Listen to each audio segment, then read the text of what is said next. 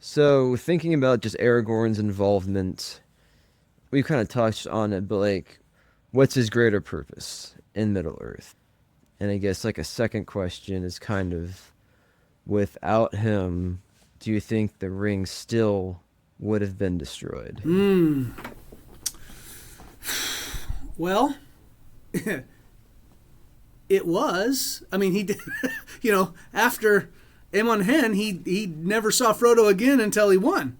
Um, the way, of course, the way Tolkien writes the story is that the battle in front of the Black Gate is a diversion, right? They're drawing Sauron's eye away, and I think the line in the movie that Gandalf says is, "We'll keep his eye fixed, on us," and that way Frodo can sneak in. Certainly, I think that's the case. I guess I would put it this way: I think it might have actually been accomplished without Aragorn, but there wouldn't have been anything to come home to.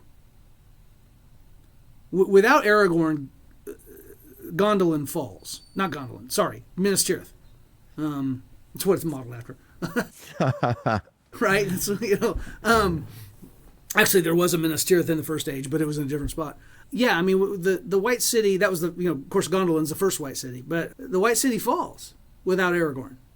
And so even if Frodo had accomplished his mission, he would have come home to ruin and waste, total destruction.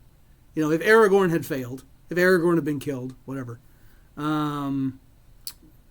yeah, or if he chickened out, if he started in the paths of the dead and been like, nope, hard pass, I'm not doing this, and of course in the movie they have the army of the dead at, in the Battle of the Pelennor Fields.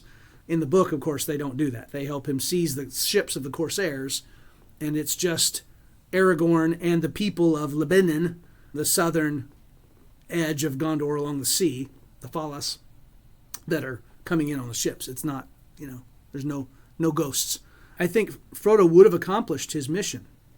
I'd like to believe it. I think, if nothing else, on the basis of his friendship with Sam, like that, and the way that Tolkien as a writer is using Smeagol, Gollum. But yeah, he would have come home to,